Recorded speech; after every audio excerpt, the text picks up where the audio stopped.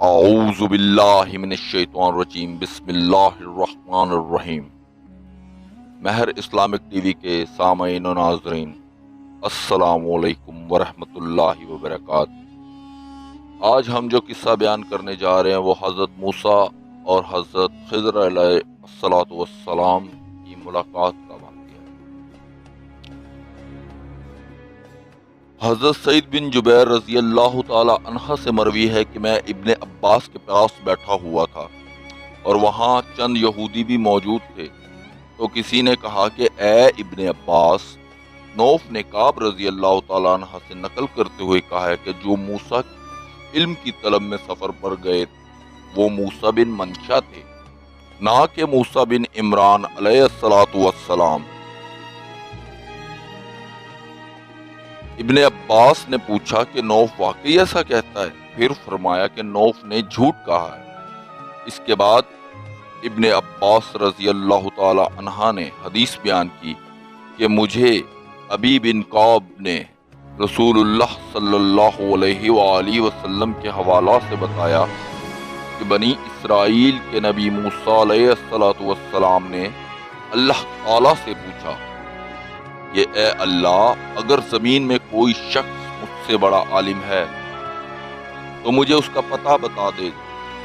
اللہ نے فرمایا کہ ہاں، میرے بندوں میں سے ایک بندہ جو آپ سے بڑا عالم ہے، اور پھر ایک جگہ بتائی اور اس سے ملاقات کرنے کی اجازت دے دی۔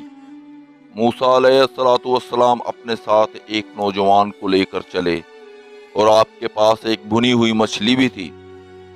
آپ سے کہا گیا جہاں یہ مچھلی زندہ ہو جائے وہاں آپ کا مطلوبہ ساتھی آپ کو مل جائے گا۔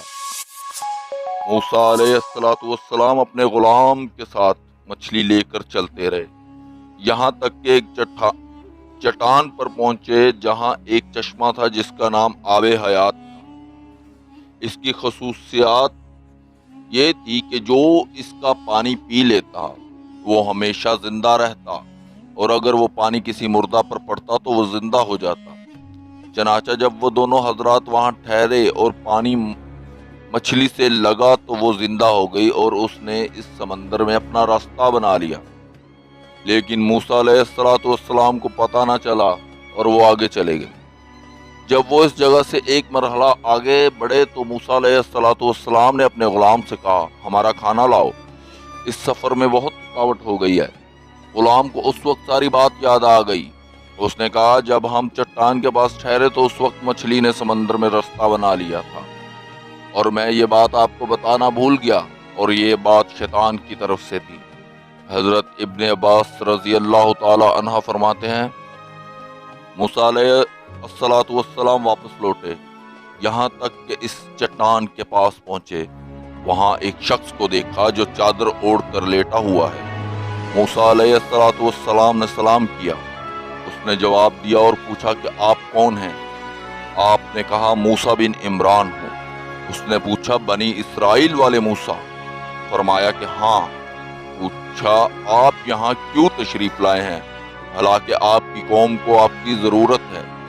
موسیٰ علیہ السلام نے فرمایا، آپ کے پاس رہنمائی کا علم حاصل کرنے کے لیے آیا ہوں۔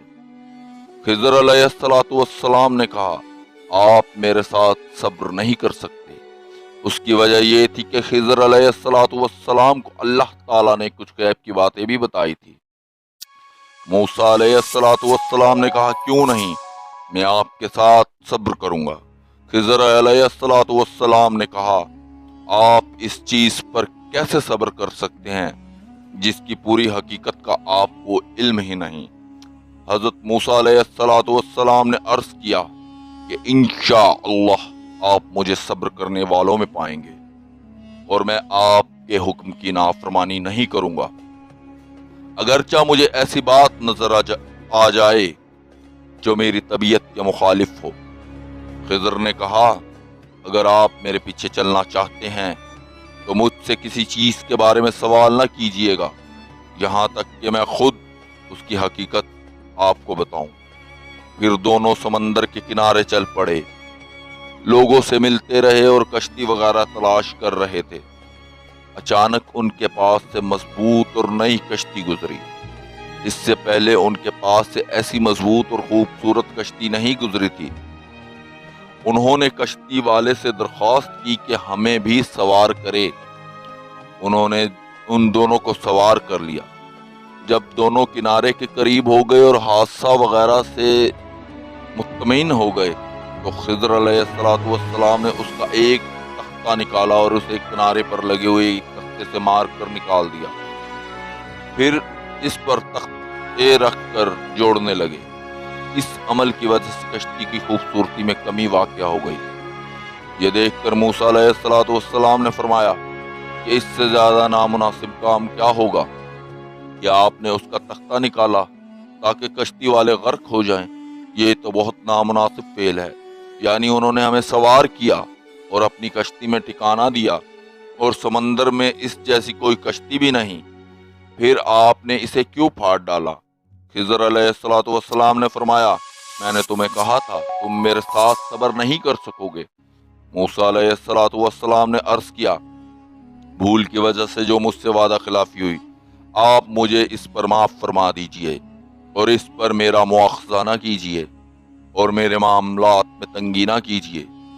پھر دونوں کشتی سے نکل آئے اور چلتے رہے یہاں تک کہ ایک بستی میں پہنچے۔ وہاں کچھ لڑکے کھیل رہے تھے۔ ان میں ایک لڑکا ایسا تھا جو ان سب سے زیادہ ذہین، مالدار اور خوبصورت معلوم ہوتا تھا۔ خضر علیہ السلام نے اسے پکڑا اور ایک پتھر لے کر اس کے سر پہ مارا، جس کی وجہ سے اس کے سر پر چوٹ لگی اور وہ مر گیا۔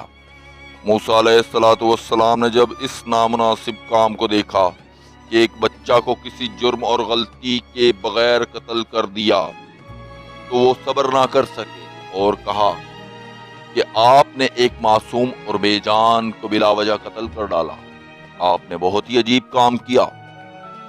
خضر علیہ السلام نے کہا، میں نے آپ سے کہا تھا آپ میرے ساتھ صبر نہیں کر سکیں گے۔ یہ سن کر موسیٰ علیہ السلام نے فرمایا، اگر اس کے بعد میں کسی چیز کے بارے میں آپ سے سوال کروں تو آپ میرا ساتھ چھوڑ دیجئے گا۔ آپ نے میری طرف سے عذر قبول کرنے میں انتہا کر دی۔ پھر دونوں چل پڑے یہاں تک کہ ایک بستی میں پہنچے اور بستی والوں سے کھانا مانگا، انہوں نے انکار کر دیا۔ وہاں ایک دیوار تھی جو گرنے کے قریب تھی۔ خضر علیہ السلام نے بلا معاوضہ اسے درست کر دیا۔ موسیٰ علیہ السلام یہ دیکھ کر تنگ دل ہوئے اور فرمایا، اگر آپ چاہتے تو اس پر اجرت لے سکتے تھے، یعنی ہم نے ان سے کھانا مانگا، انہوں نے کھانا نہیں دیا، ہم نے ان سے رات یہاں ٹھہرنے کی اجازت مانگی، انہوں نے یہ اجازت بھی نہیں دی، پھر بھی آپ نے بلا معاوضہ ان کا کام کر دیا۔ اگر آپ چاہتے تو اس کو اس پر معاوضہ مل سکتا تھا۔ یہ سن کر خضر علیہ السلام نے فرمایا، اور آپ کی جدائی کا وقت آن پہنچا۔ اب میں آپ کو ان باتوں کی وجہ بتاتا ہوں جن پر آپ صبر نہ کر سکتے۔ وہ کشتی تھی چند غریب لوگوں کی جو سمندر میں کام کرتے تھے۔ میں نے اس میں عیب پیدا کرنے کا ارادہ کر لیا، اس لیے کہ پیچھے ایک ظالم بادشاہ آ رہا تھا، تو میں نے اس میں عیب ڈال دیا، تو اس طرح ان کی کشتی کو عیب دار بنا کر اس بادشاہ سے بچا لیا۔ جہاں تک بچے کے قتل کا معاملہ ہے تو اس کے والدین ایمان والے متقی تھے، اور ہمیں خدشہ ہوا کہ یہ لڑکا بڑا ہو کر کفر اور نافرمانی کا اثر ماں باپ پر ڈالے گا، لہٰذا ہم نے چاہا کہ اس کے والدین کو رب اس لڑکے کی بجائے ایسی اولاد دے جو پاکیزگی میں اس مقتول لڑکے سے بہتر ہو۔ اور جہاں تک دیوار کا تعلق ہے تو وہ گاؤں کے 2 یتیم لڑکوں کی تھی، اور اس دیوار کے نیچے ان لڑکوں کا مال مدفون تھا۔ ان لڑکوں کا مرحوم باپ ایک نیک آدمی تھا، بس تیرے رب نے چاہا کہ وہ دونوں یتیم اپنی جوانی کو پہنچ جائیں، بعد میں اپنا خزانہ خود نکال لیں۔ ان تمام کاموں میں سے کوئی کام میں نے اپنی رائے سے نہیں کیا، اور یہ حقیقت ہے کہ ان باتوں کی جن پر آپ صبر نہ کر سکتے۔ حضرت ابن عباس رضی اللہ تعالیٰ عنہ فرماتے ہیں کہ دیوار میں موجود خزانے سے مراد علم ہے۔ اس پر نبی پاک صلی اللہ علیہ وسلم نے اپنے صحابہ سے ارشاد فرمایا تھا کہ ہائے کاش کہ موسیٰ کچھ اور صبر کر لیتے تو اللہ تعالیٰ کے غیب کے رازوں سے کچھ اور باتیں ہمیں پتہ چل سکتی تھی۔ उम्मीद है आज के वाक़े में आपको कुछ ना कुछ ज़रूर सीखने को मिला होगा। ये कुरानी किस्से हमारे इल्म में इजाफ़ा करते हैं। इन सब के असल कुरान पाक में मौजूद है। हमें चाहिए कि हम अपना ताल्लुक़ अल्लाह ताला और उसके कलाम से मजबूती से जोड़ लें। आखिर में यही दुआ है, अल्लाह ताला हम सबको राह हिदायत और अपना सीधा रास्ता अता फरमाए, हमें नबी पाक सल्लल्लाहु अलैहि वसल्लम की सुन्नतों पर अमल करने वाला बनाए। आमीन सुम्मा आमीन।